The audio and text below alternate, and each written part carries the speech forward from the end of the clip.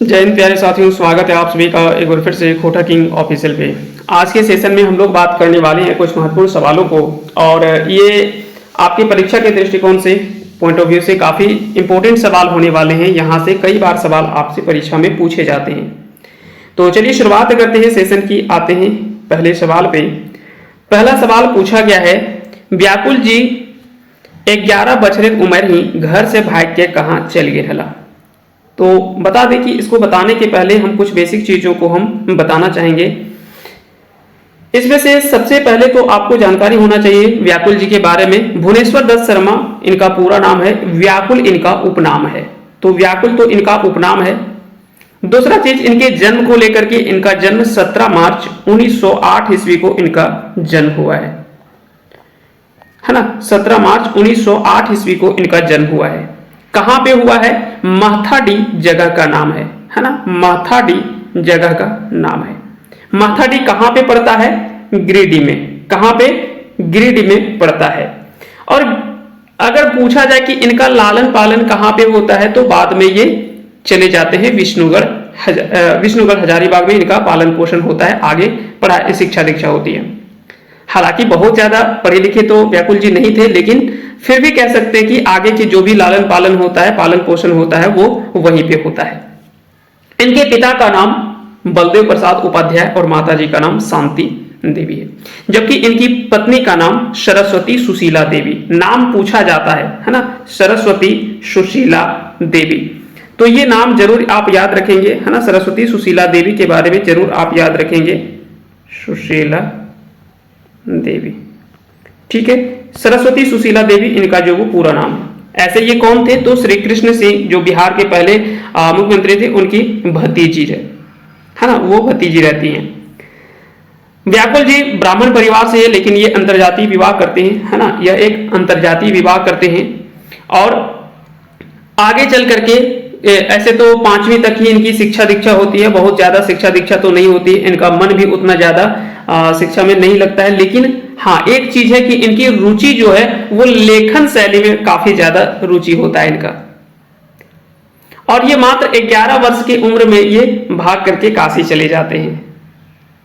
फिर वो आते हैं, फिर आगे के लिए इन्होंने जो वो अपनी रचनाएं शुरू करते हैं। और इनके काफी ज्यादा जो चर्चित रचनाओं में से एक माना जाता है, वो माना जाता है कलाम ए व्याकुल। इनकी रचनाओं को अगर आप देखेंगे तो क्रांतिकारी किस्म की रचनाएं जो वो देखने को मिलते हैं है ना। क्रांतिकारी किस्म की रचनाएं जो वो देखने को मिलते हैं, और इसमें बहुत सारी रचनाएं भी हैं। कलाम ए व्याकुल एक समय ऐसा माना जाता है कि मात्र 75 पैसे के है ना, 75 पैसे के कीमत पर एक पुस्तक तैयार किया जाता है ना। तो उस समय 75 पैसे में ये मिलता था। और ये रचना जो मानी जाती है, वो मानी जाती है कि क्रांतिकारी किस्म की रचनाएं थी। और इसकी भूमिका, इस रचना की भूमिका रामनारायण सिंह ने लिखा था। और रामनारायण सिंह ने ही व्याकुल जी को पहली बार राष्ट्रीय कवि कह करके संबोधित भी किया था।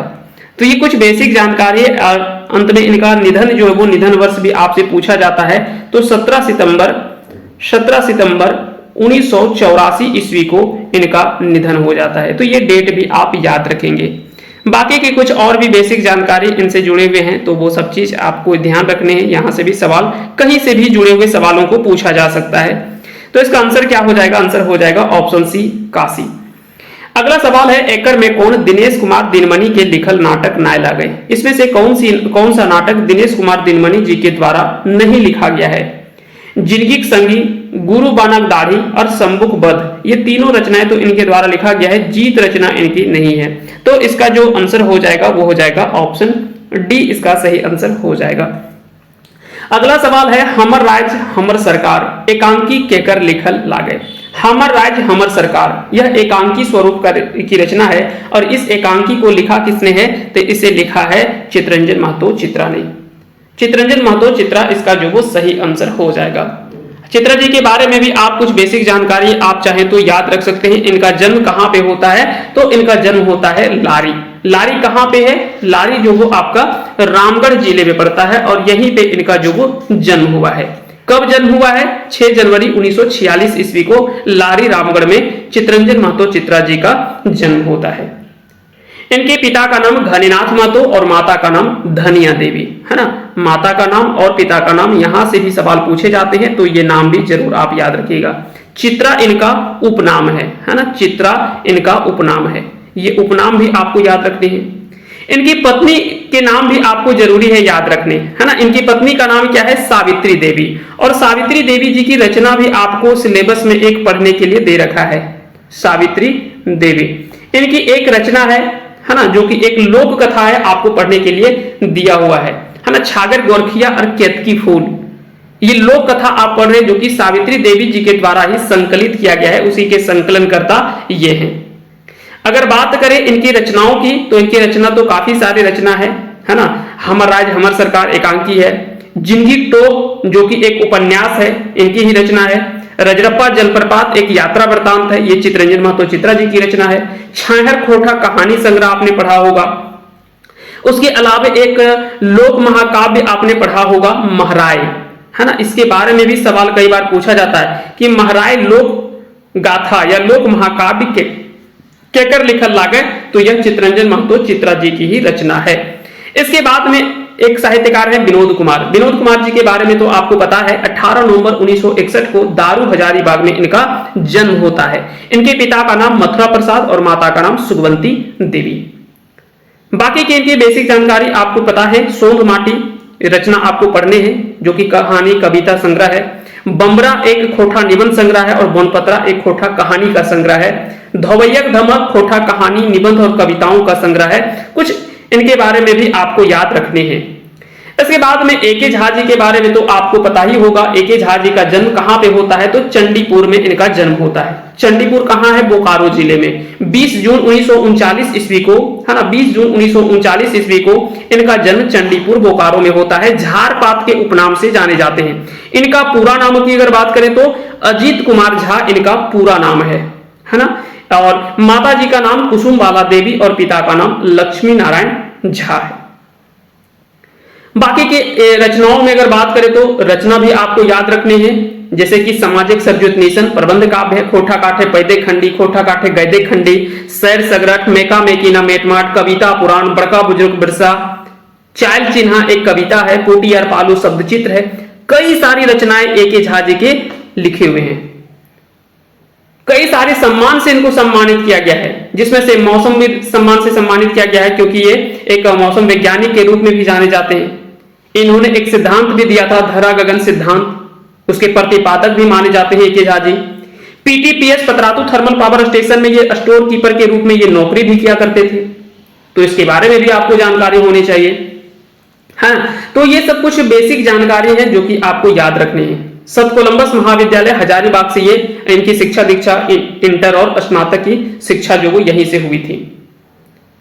क्लियर हो गया। इसके अलावा कुछ और बेसिक चीजें आप इनके बारे में याद रख लीजिएगा। कई सारी रचनाओं के ये संपादक भी रहे हैं, है ना, जिसमें से एक टोकी फूल है, खोठा लोक कथा है, खोठा लोक साहित्य है, दूडा जिरुल फूल है, खोठा गद्य संग्रह है। उनके प्रधान संपादक और संपादक के रूप में भी ये जाने जाते हैं। कई सम्मानों से इनको सम्मानित किया गया है। सम्मान के नाम भी बहुत सारे हैं। मौसमविद सम्मान है, मौसम विज्ञान विद्यावाला सम्मान है, शताब्दी रत्न है, खोठा भाषा रत्न सम्मान है। यूएसए के द्वारा मैन ऑफ द ईयर का सम्मान भी इनको दिया गया था 1999 में। ठीक है, साथ ही साथ में 1997 में इनको डॉक्टर की उपाधि भी इनको दिया गया था, है ना, डॉक्टर की उपाधि भी दी गई थी।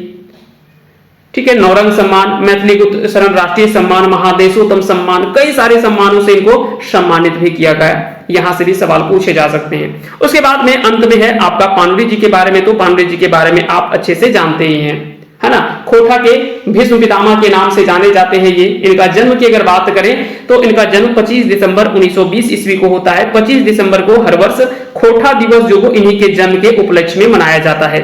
25 दिसंबर 1920 ईस्वी को बरवा अड्डा धनबाद में इनका जन्म होता है। माता का नाम दुखनी देवी और पिता का नाम शालिग्राम पानुरी। इनकी पत्नी का नाम अगर पूछा जाए तो पत्नी का नाम मूर्ति देवी, क्योंकि अब देखिए कुछ नए सवाल आपसे पूछे जा सकते हैं। इनकी पत्नी का नाम मूर्ति देवी है, ये भी याद रखेंगे। इनकी भी शिक्षा दीक्षा बहुत ज्यादा तो नहीं होती है। मैट्रिक पास करते हैं ये 1940 के आसपास, 1939 में ये मैट्रिक की शिक्षा लेते हैं। उसके बाद में ये अपना गुमटी में ही अपना जीवन यापन करते हैं, पान बेच करके। और साथ ही साथ में ये रचना भी करते रहते हैं, है ना, रचनाएं भी अपना करते हैं। उसके अलावे साथ ही साथ में अपनी ये शिक्षा दीक्षा के क्षेत्र में, रचनाओं के क्षेत्र में ये अपना काम लगातार करते रहते हैं, है ना। तो ये सब चीजें भी हैं, हम कर दे रहे हैं, थोड़ा क्लास ले रहे हैं, है ना, ठीक ठीक। तो आगे की शिक्षा दीक्षा भी जो है वो इसी तरह से ये आगे भी अपनी शिक्षा दीक्षा में इस तरह से आगे बढ़ते रहते हैं। और ये लगातार लेखन में, खोटा लेखन में अगर बात करें तो ये अपना लगातार योगदान देते रहते हैं। कई सारी आलोचनाएं भी होती है इनके जीवन में, लेकिन वो उन सभी आलोचनाओं से आगे बढ़ करके और खोटा के लेखन शैली में ये हमेशा आगे बढ़ते रहते हैं। और कई तरह की रचनाएं जो वो रचते हैं, जिसमें से गद्य पद्य सभी शामिल है। और साथ ही साथ में गद्य, खोटा गद्य साहित्य के अगर बात किया जाए तो इनको प्रमुख योगदान के रूप में माना जाता है कि खोटा गद्य साहित्य की शुरुआत में इनका सबसे बड़ा योगदान भी माना जाता है। कई सारी रचनाओं का ये अनुवाद भी करते हैं खोटा में, जिसमें से उसमें से एक है मेघदूत। मेघदूत का खोटा में अनुवाद भी करते हैं। इनको कई सारी उपाधियां भी दी गई है ना, अलग अलग विद्वानों ने इनको अलग अलग उपाधि से सम्मानित भी किया गया है। जैसे विश्वनाथ दसौंधी जी ने खोटा के पुरोधा कहा, खोटा के भीष्म पितामह उन्होंने कहा। ठीक उसी प्रकार से खोटा के वाल्मीकि रामदयाल पांडे जी ने कहा, है ना, उन्होंने कहा कि ये खोटा के वाल्मीकि के रूप में है। जिस प्रकार से वाल्मीकि जी का योगदान अपने क्षेत्र में है, उसी प्रकार से खोटा के क्षेत्र में पानुरी जी का है। खोटा के अक्षय बोर कहकर के शांति भारत ने संबोधित किया। तो इस प्रकार से कई सारी उपाधियां भी दी गई। चतुर्भुज साहू ने कहा कि ये खोटा के टैगोर के रूप में है। जिस प्रकार से टैगोर जी का अपने क्षेत्र में योगदान है, ठीक उसी प्रकार से खोटा के क्षेत्र में पानुरी जी का योगदान है। तो इस प्रकार से कई सारे उपनामों से भी इनको सम्मानित किया गया। कम्युनिस्ट मैनिफेस्टो एक रचना थी, उसके युगिक गीता के नाम से उन्होंने एक रचना भी, मतलब कह सकते हैं कि उसका अनुवाद भी करवाया था इन्होंने, है ना। और कम्युनिस्ट मैनिफेस्टो को युगिक गीता कह करके इन्होंने जो संबोधित किया था पानुरी जी ने। तो कई बार सवाल यहां से इन सभी टॉपिक से सवाल जो पूछे जाते हैं, इन चीजों को आप याद रखेंगे। अंत में इनके बारे में कुछ और जानकारियां चाहे तो आप रचनाओं से याद रख सकते हैं। रचनाएं तो ढेर सारे हैं, लेकिन कम से कम कुछ बेसिक रचनाओं के बारे में जरूर याद रखेगा जो चर्चित रचनाएं हैं। रामकथामृत एक खंड काव्य है, चाभी काठी, उद्भासल कर्ण, आखी गीत, दिव्य ज्योति, माला फूल, झींगा फूल, मातृभाषा जो कि मासिक पत्रिका थी, रक्ते भींजल पंखा, किसान जो कि एक कविता है, सबले 20 जो 20 सर्वश्रेष्ठ कविताओं की कह सकते हैं कि संग्रह माने जाते हैं, युगिक गीता, और भी कई सारी रचनाएं इनका है। 7 अक्टूबर 1986 ईस्वी को पानुरी जी का निधन हो जाता है। ठीक है, तो यहां से आपको कुछ बेसिक चीजें आपको ध्यान रखनी है। अगले सवाल पे आते हैं। अगला सवाल है, विनोद कुमार के लिखल बोनपत्रा कौन विधा की रचना लागे। विनोद कुमार जी के द्वारा लिखी हुई बोनपत्रा किस विधा की रचना है। अब देखिए यहां से सवाल तो आपसे पूछे जाएंगे इस प्रकार से। जरूरी नहीं कि केवल ये पूछा जाए कि इसके रचनाकार कौन है, लेखक कौन है, यह भी पूछा जाएगा कि ये किस विधा की रचना है। तो याद रखिएगा यह कहानी का संग्रह है, यह कहानियों का संग्रह है बोनपत्रा। ठीक है, और एक और हमने बताया था बम्बरा, बोनपत्रा, और एक हमने बताया था बम्बरा। बम्बरा जो वो निबंध संग्रह है और बोनपत्रा जो वो कहानी संग्रह है। ये दोनों चीजें आपको ध्यान रखनी है, दोनों में से कोई भी आपसे सवाल में पूछे जाते हैं। और इसका पूछा भी क्या है, पिछले कुछ परीक्षाओं में इससे सवाल जो पूछा गया है। बम्बरा जो वो क्या है, निबंध का संग्रह है ना, निबंधों का संग्रह है। और अगर बात किया जाए बोनपत्रा, तो बोनपत्रा जो वो कहानी संग्रह है। जिस प्रकार से सोंध माटी जो है, सोंध माटी, तो सोंध माटी भी विनोद कुमार के द्वारा ही लिखी गई है। और सोंध माटी में कहानी और कविता ये दोनों का संग्रह किया गया है। 1990 में इस पुस्तक का पहला प्रकाशन हुआ था, ये आपको पता होगा, है ना।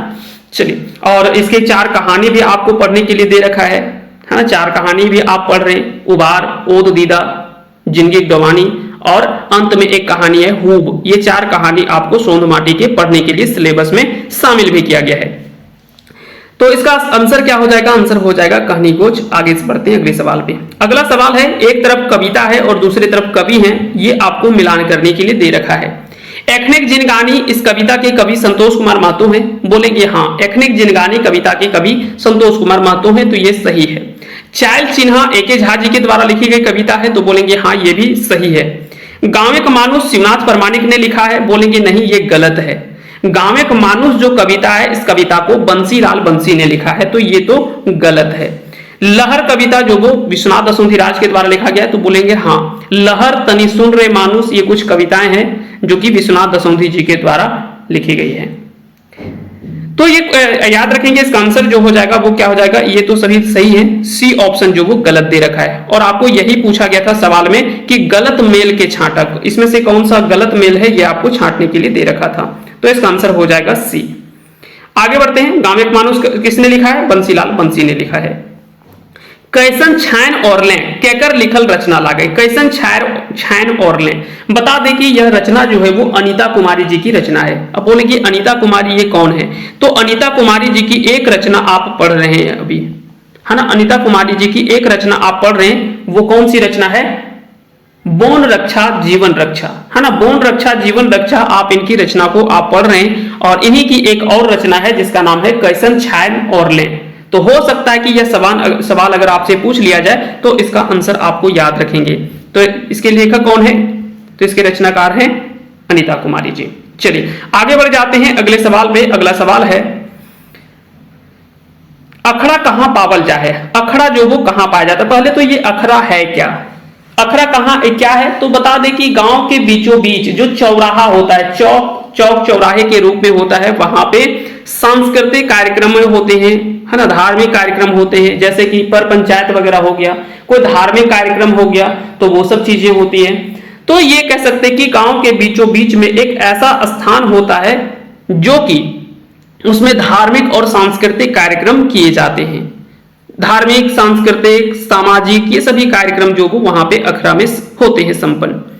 अगला सवाल है, अखड़ा प्रचलित है, अखड़ा किस रूप में प्रचलित है, तो धार्मिक स्थल के रूप में, सांस्कृतिक स्थल के रूप में, ये दोनों के रूप में है, लेकिन यहाँ पे दोनों के रूप में इसका प्रयोग किया जाता है। जैसे कि करम पर्व होता है, तो करम पर्व जो मनाया जाता है वो अखड़ा में लोग नाचते गाते हैं, करम डायर वहां पे अखड़ा में करते हैं और धार्मिक कार्य भी किए जाते हैं। तो धार्मिक स्थल के रूप में भी जाना जाता है और सांस्कृतिक कार्यक्रम भी वहां पे होते हैं, जैसे कि नाच गान वगैरह हो गया, वो भी वहां पे संपन्न होते हैं। साथ ही साथ में इसमें सामाजिक कार्यक्रम भी होते हैं, तो सामाजिक स्थल के रूप में भी इसे माना जाता है, तो इसे सामाजिक स्थल भी मान सकते हैं, क्योंकि पंचायत वगैरह जो होते हैं वो भी अखड़ा में संपन्न होता है।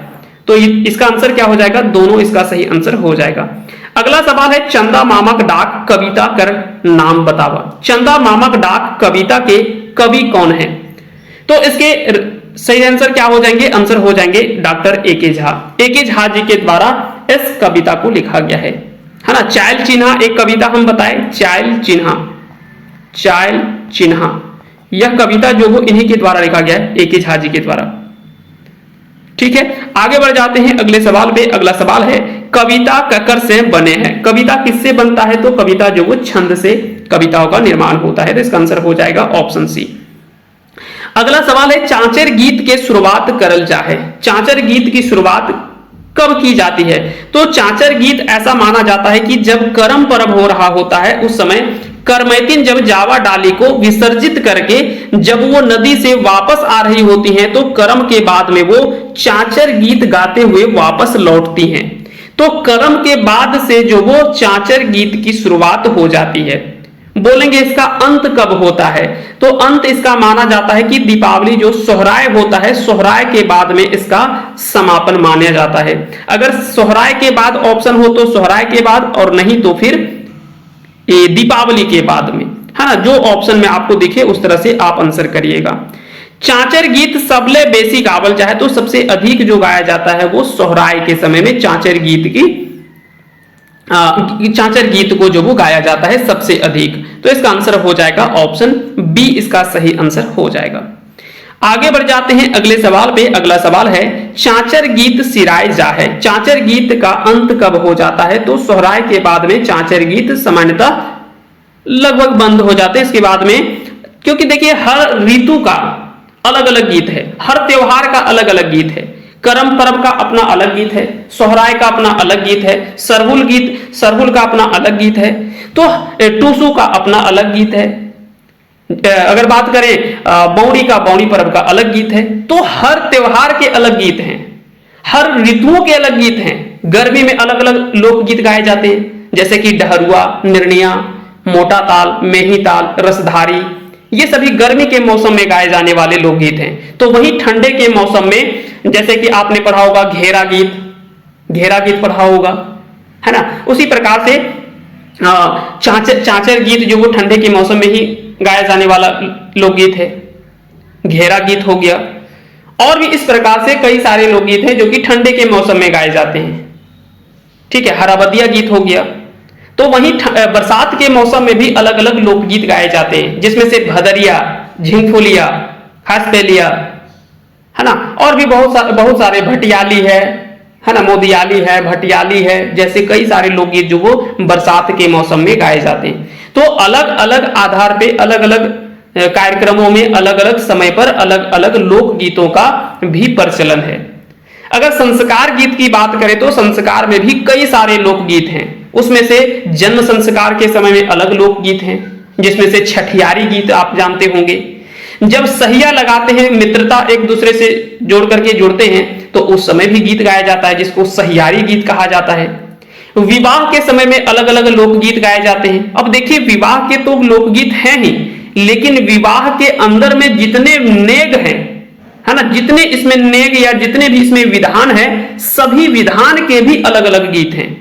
जैसे कि मड़वा गढ़ने का अलग गीत है, विदाई के अलग गीत हैं, जोग टेपने का अलग गीत है, पानी काटने का अलग गीत है, अमलो पिया का अलग गीत है ना। जितने भी विधान हैं, हर विधान में कह सकते हैं कि अपना अलग अलग गीत है।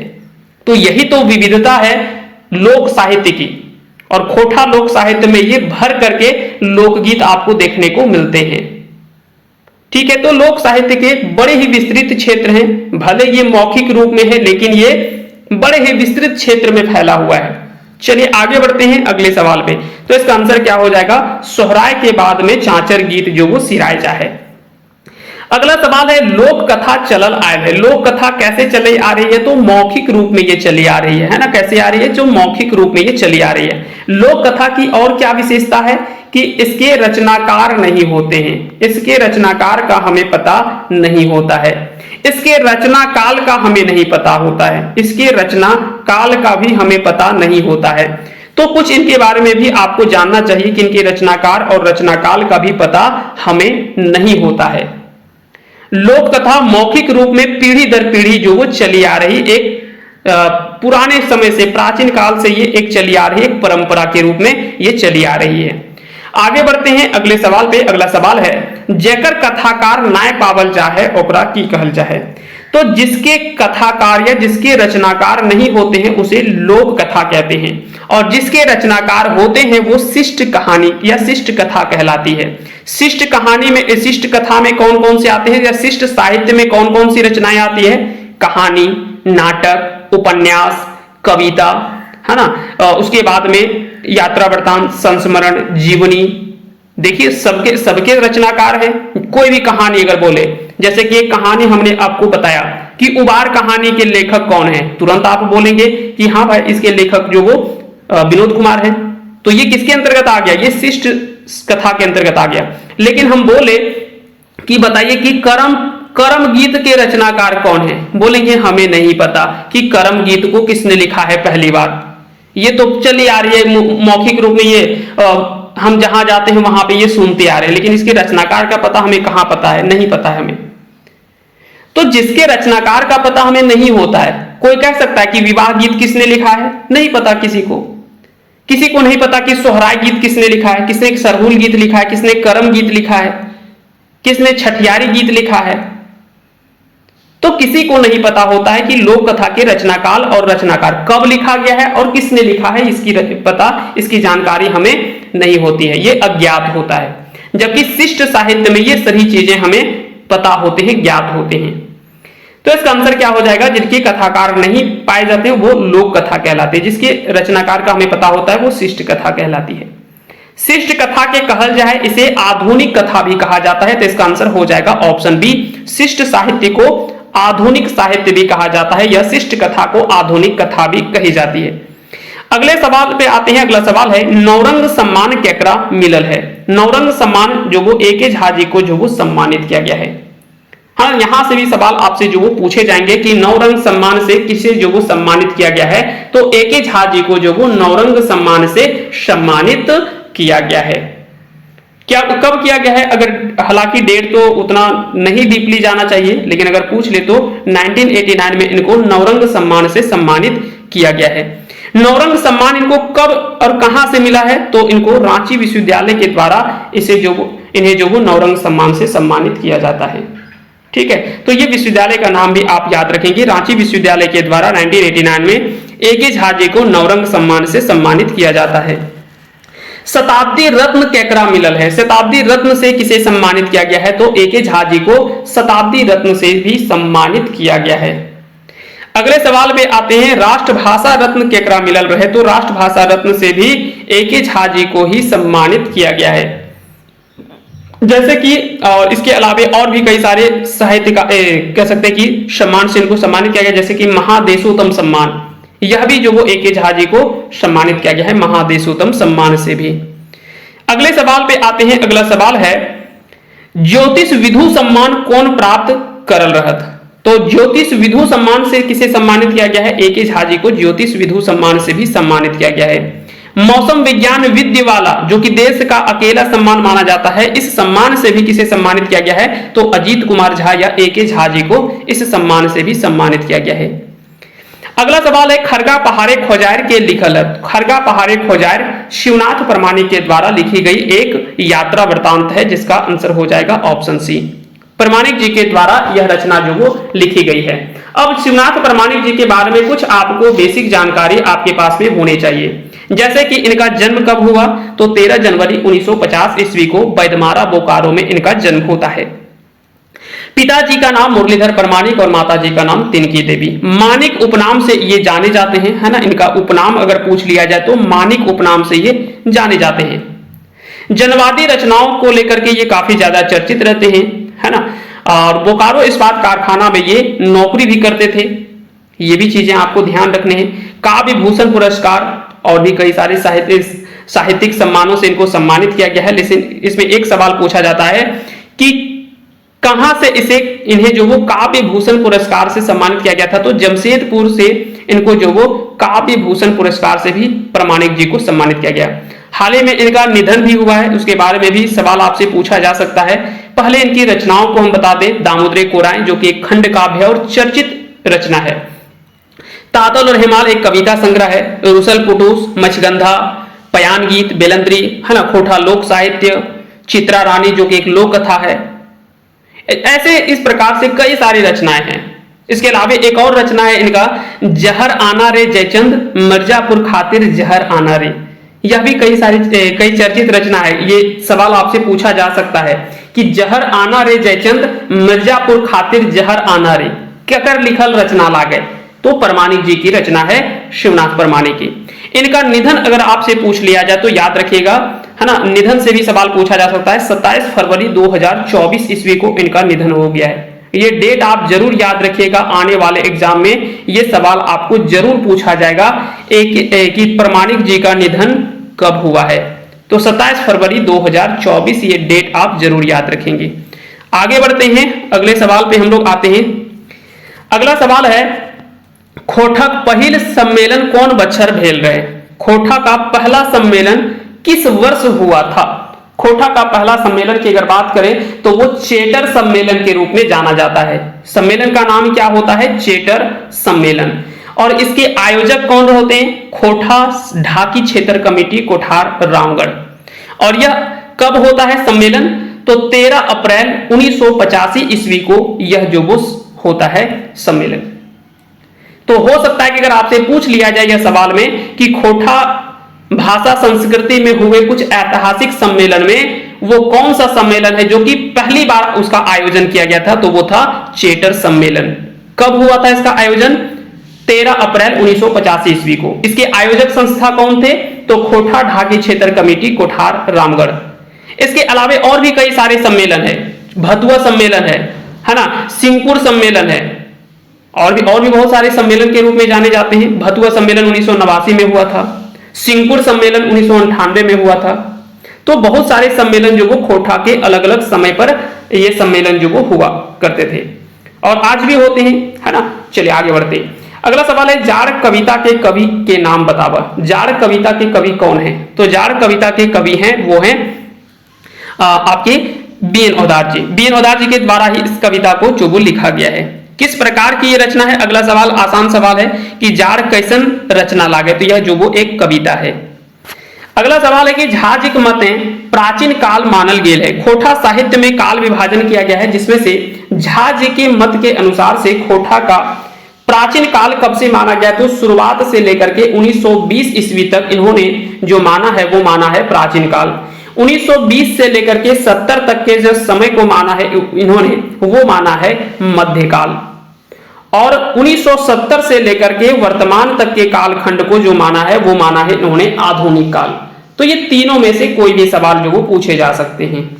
अगले सवाल पे आते हैं। अगला सवाल है कि झाजिक मतें आधुनिक काल मानल गेल है। तो आधुनिक काल कब से कब तक माना गया है? तो 1970 से लेकर के अभी तक का जो समय है इसे जो माना है इन्होंने वो आधुनिक काल माना है। और 20 से लेकर के 70 तक के समय को क्या माना है इन्होंने? वो माना है मध्यकाल। तो इस प्रकार से कुछ सवाल थे, 30 सवाल थे। उम्मीद करते हैं कि आज के सेशन से आपने कुछ चीजों को अच्छे से सीखा होगा, समझा होगा और आपके कुछ चीजें जो वो रिवीजन हो गए होंगे। देखिए ये ऐसा नहीं कि इसमें से कई सारे सवाल आप पहले से जानते होंगे और एक बार जब आप पढ़ लेते हैं तो देख लेते हैं थोड़ी देर के लिए, तो ये क्या होता है कि आपके लिए रिवीजन हो जाता है। बस यहां से ये आपको काम आ जाता है और जब आप परीक्षा में बैठते हैं तो ये चीजें आपके अंदर से तुरंत याद आ जाता है कि नहीं ये क्लास हमने आप देखा था कहीं और ये चीजें हमने जो वो पढ़ा है। तो वहां से क्या होगा कि आप चीजों को आसानी से रिमाइंड कर लेंगे क्लास में जब आप परीक्षा हॉल में बैठे होंगे। तो फिलहाल के लिए इतना ही, मिलते हैं हम लोग अगले सेशन में। और बाकी के फुल लेंथ टेस्ट हमारे एप्लीकेशन खोटा किंग ऑफिशियल में चल रहा है। अगर आपने डाउनलोड नहीं किया है तो आप प्ले स्टोर में सर्च करिएगा खोटा किंग ऑफिशियल।